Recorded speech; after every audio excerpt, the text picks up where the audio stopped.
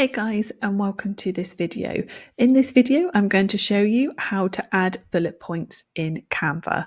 So as you can see, we are in Canva and we have got our blank template in front of us. What we're going to do is come over to the left-hand side and we're going to click on this text option, and then we're going to press add a subheading. And then what I'm going to do is just add some words. So I'm just going to say, hello, my name is Guide.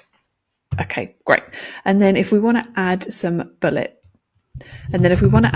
points, what we're going to do is we are going to highlight the text, come up to this bar at the top here, and as you can see, you've got the bullet point option. So give that a click. And as you can see, that has now added bullet points to all our text. And then if we hit enter, you can see that we've now got the bullet point below. And then as you keep adding points, it will add the bullet points for you. And that's it. I really hope you guys found this video useful. If you could leave us a like and a subscribe, that would be amazing. And I'll catch you guys in the next one.